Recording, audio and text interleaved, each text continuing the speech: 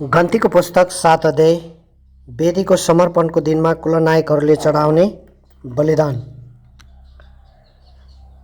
अनि मूसाले वासस्थान खडा गरे, त्यसलाई अभिषेक र अर्पण गरे। त्यहाँका सबै सरदाम, वेदी र त्यसका सबै भाँडाकुँडाहरू पनि अभिषेक र अर्पण गरे। त्यही दिन इस्राएलमा गणना भएका कुलका नेताहरू अर्थात् कुलनायकहरूले आफ्ना आफ्ना बलि चढाए।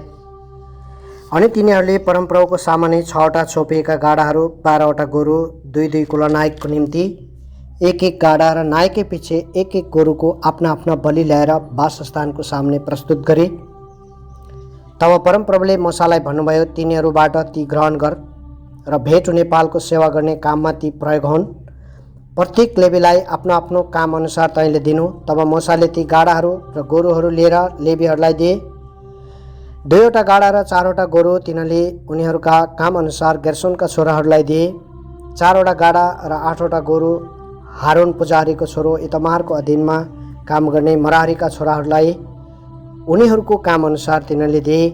तर कहातका छोराहरूलाई तिनीहरूले केही पनि दिएनन्, किनभने पवित्र वस्तुहरू बोक्ने जिम्मेवारी तिनीहरूकै थियो।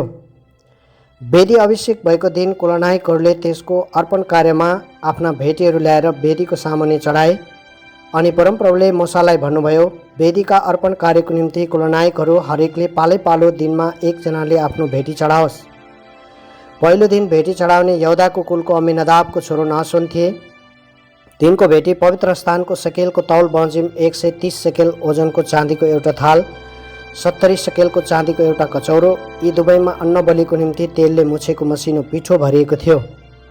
धूपले भरिएको 10 सकेल सुनको एउटा धुपौरो, होम बलिको निम्ति एउटा बाछो, एउटा भेडा र एउटा 1 वर्षे थुमा, पाप बलिको निम्ति एउटा बोका र मेल बलिको निम्ति चाहिँ 2वटा साँडे, 5वटा भेडा, 5वटा बोका र 5वटा 1 वर्षे थुमा। अम्मीनदाबको छोरो नासोनको भेटी यही थियो। दोस्रो दिन इसाकारका कुलनायक सुवारको छोरो नतनेलले चढाए। तिनीहरूले आफ्नो भेटीको निम्ति पवित्र स्थानको सकेलको तौल बमोजिम 130 सकेलको चाँदीको एउटा थाल, 70 सकेलको चाँदीको एउटा कचौरो, यी दुवैमा अन्न बलिको निम्ति तेलले मुछेको मसिनो पिठो भरिएको थियो। धूपले भरिएको 10 सकेल सुनको एउटा धुपौरो, होम बलिको निम्ति एउटा बाछो, एउटा भेडा, एउटा 1 वर्षे थुमा, पाप बलिको निम्ति एउटा बोका, मेल बलिको निम्ति चाहिँ 2टा साँडे, 5वटा भेडा, 5वटा बोका र 5वटा 1 वर्षे थुमा। सुवारको छोरो नतनेलले भाइ 23 पदलाई फेरि सुन्नुहोस् है। मेल बलिको निम्ति चाहिँ 2वटा साँडे, 5वटा भेडा, 5वटा बोका र 5वटा 1 वर्षे थुमा। सुवारको छोरो नतनेलको भेटी यही हो। तेस्रो दिन जबुलूनका कुलनायक हेलोनको छोरो एलियाबले चढाए। तिनको भेटी यही थियो, अर्थात् पवित्र स्थानको सकेलको तौल बमोजिम 130 सकेलको चाँदीको एउटा थाल, 70 सकेलको चाँदीको एउटा कचौरो, यी दुवैमा अन्न बलिको निम्ति तेलले मुछेको मसिनो पिठो भरिएको थियो। धूपले भरेको 10 सकेलको सुनको एउटा धुपौरो, होम बलिको निम्ति एउटा बाछो, एउटा भेडा, एउटा 1 वर्षे थुमा, पाप बलिको निम्ति एउटा बोका, मेल बलिको निम्ति चाहिँ 2वटा साँडे, 5वटा भेडा, 5वटा बोका र 5वटा 1 वर्षे थुमा। हेलोनको छोरो एलियाबको भेटी यही थियो। चौथो दिन रुबेनका कुलनायक सदेउरको छोरो एलिसुरले चढाए। तिनको भेटी यही थियो, अर्थात् पवित्र स्थानको सकेलको तौल बमोजिम 130 सकेलको चाँदीको एउटा थाल, 70 सकेलको चाँदीको एउटा कचौरो, यी दुवैमा अन्न बलिको निम्ति तेलले मुछेको मसिनो पिठो भरिएको थियो। धूपले भरिएको 10 सकेलको सुनको एउटा धुपौरो, होम बलिको निम्ति एउटा बाछो, एउटा भेडा, एउटा 1 वर्षे थुमा, पाप बलिको निम्ति एउटा बोका, मेल बलिको निम्ति चाहिँ 2वटा साँडे, 5वटा भेडा, 5वटा बोका र 5वटा 1 वर्षे थुमा। सदेउरको छोरो एलिसुरको भेटी यही थियो। 5औं दिन सिमोनका कुलनायक सुरी सद्दैको छोरो सलोमियलले चढाए। तिनको भेटी यही थियो, अर्थात् पवित्र स्थानको सकेलको तौल बमोजिम 130 सकेलको चाँदीको एउटा कचौरो, यी दुवैमा अन्न बलिको निम्ति तेलले मुछेको मसिनो पिठो भरिएको थियो। धूपले भरिएको 10 सकेल सुनको एउटा धुपौरो, होम बलिको निम्ति एउटा बाछो, एउटा भेडा र एउटा 1 वर्षे थुमा, पाप बलिको निम्ति एउटा बोका, मेल बलिको निम्ति चाहिँ 2वटा साँडे, 5वटा भेडा, 5वटा बोका र 1 वर्षे 5वटा थुमा। सुरी सद्दैको छोरो सलोमेलको भेटी यही थियो। छैटौँ दिन गादका कुलनायक रुएलको छोरो एल्यासापले चढाए। तिनको भेटी यही थियो, अर्थात् पवित्र स्थानको सेकेलको तौल बमोजिम 130 सकेलको चाँदीको एउटा थाल, 70 सकेलको चाँदीको एउटा कचौरो, यी दुवैमा अन्न बलिको निम्ति तेलले मुछेको मसिनो पिठो भरिएको थियो।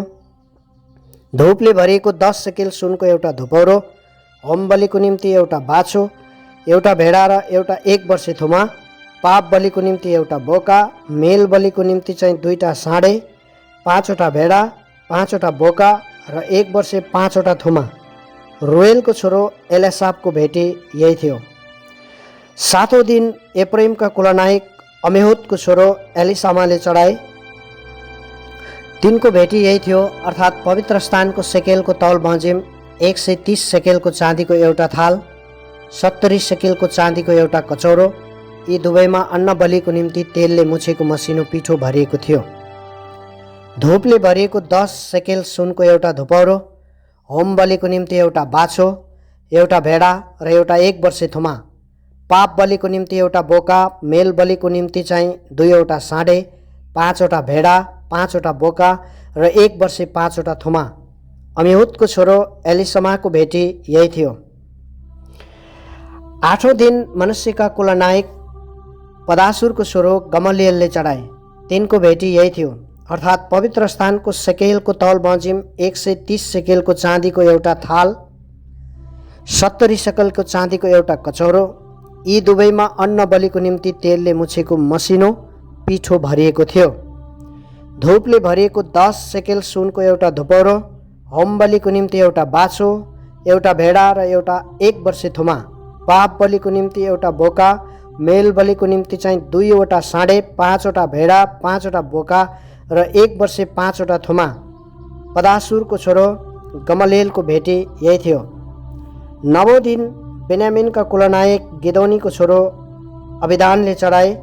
तिनको भेटी यही थियो, अर्थात् पवित्र स्थानको सेकेलको तौल बमोजिम 130 सेकेलको चाँदीको एउटा थाल, 70 सेकेलको चाँदीको एउटा कचौरो, यी दुवैमा अन्न बलिको निम्ति तेलले मुछेको मसिनो पिठो भरिएको थियो। धूपले भरिएको 10 सेकेल सुनको एउटा धुपौरो, होम बलिको निम्ति एउटा बाछो, एउटा भेडा र एउटा 1 वर्षे थुमा, पाप बलिको निम्ति एउटा बोका, मेल बलिको निम्ति चाहिँ 2वटा साँडे, 5वटा भेडा, 5वटा बोका र 1 वर्षे 5वटा थुमा। गिदोनीको छोरो अबिदानको भेटी यही थियो। 10औं दिन दानका कुलनायक अम्मिसद्दैको छोरो अहियाजेरले चढाए।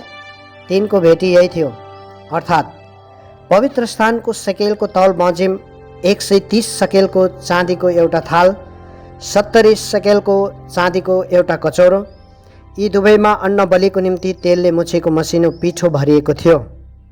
धूपले भरिएको 10 सेकेल सुनको एउटा धुपौरो, होम बलिको निम्ति एउटा बाछो, एउटा भेडा र एउटा 1 वर्षे थुमा, पाप बलिको निम्ति एउटा बोका, मेल बलिको निम्ति चाहिँ 2वटा साँडे, 5वटा भेडा, 5वटा बोका र 1 वर्षे 5वटा थुमा। अमिसद्दैको छोरो अहियाजरको भेटी यही थियो। 11औं दिन आशेरका कुलनायक ओक्रानको छोरो पगियलले चढाए। तिनको भेटी यही थियो, अर्थात् पवित्र स्थानको सकेलको तौल बमोजिम 130 सेकेलको चाँदीको एउटा थाल, 70 सेकेलको चाँदीको एउटा कचौरो, यी दुवैमा अन्न बलिको निम्ति तेलले मुछेको मसिनो पिठो भरिएको थियो। धूपले भरिएको 10 सेकेल सुनको एउटा धुपौरो, होम बलिको निम्ति एउटा बाछो, एउटा 1 वर्षे थुमा, पाप बलिको निम्ति एउटा बोका, मेल बलिको निम्ति चाहिँ 2वटा साँडे, 5वटा भेडा, 5वटा बोका र 1 वर्षे 5वटा थुमा। ओक्रानको छोरो पगियालको भेटी यही थियो। 12औं दिन नप्तालीका कुलनायक एनानको छोरो अहिराले चढाए। तिनको भेटी यही थियो, अर्थात् पवित्र स्थानको सेकेलको तौल बमोजिम 130 सकेलको चाँदीको एउटा थाल, 70 सकेलको चाँदीको एउटा कचौरो, यी दुवैमा अन्न बलिको निम्ति तेलले मुछेको मसिनो पिठो भरिएको थियो। धूपले भरिएको 10 सेकेल सुनको एउटा धुपौरो, होम बलिको निम्ति एउटा बाछो, एउटा भेडा र एउटा 1 वर्षे थुमा, पाप बलिको निम्ति एउटा बोका, मेल बलिको निम्ति चाहिँ 2वटा साँडे, 5वटा भेडा, 5वटा बोका र 1 वर्षे 5वटा थुमा। एनानको छोरो अहिराको भेटी यही थियो। वेदीको अभिषेकको दिन त्यसको अर्पण कार्यमा इस्राएलका कुलनायकहरूले चढाएका भेटी यिनै थिए। 12वटा चाँदीका थाल, 12वटा चाँदीका कचौरा, 12वटा सुनका धुपौरा, प्रत्येक चाँदीको थाल 130 सकेल तौलको, प्रत्येक चाँदीको कचौरो 70 सकेल, भाँडाकुँडाहरूका जम्मै चाँदीको तौल, पवित्र स्थानको सकेलको तौल बमोजिम 2400 सकेल थियो। धूपले भरिएको सुनका 12वटा धुपौरो, पवित्र स्थानको तौल बमोजिम प्रत्येक 10-10 सकेलको सबै धुपौराको सुन 120 सकेल थियो। होम बलिको निम्ति तिनका अन्न बलि समेत 12वटा साँडे, 12वटा भेडा र 1 वर्षे 12वटा थुमा थिए र पाप बलिको निम्ति 12वटा बोका थिए। औ मेल बलिको निम्ति चाहिँ सबै पशुहरू गरी जम्मा 24वटा साँडे, 60वटा भेडा, 60वटा बोका र 60वटा 1 वर्षे थुमा थिए। वेदीको अभिषेक हुँदा त्यसको अर्पण कार्यको भेटी यही थियो। अनि जब मूसा भेट हुने पालमा परमप्रभुसित कुरा गर्न भित्र गए, तब 2 करूबहरूको बीचमा साक्षी पार्टीको सन्दुकमाथि रहेको कृपा आसनमाथिबाट तिनीहरूले आफूसँग बोलिरहेको बाणी सुने। औ परमप्रभु तिनीसित बोल्नुभयो।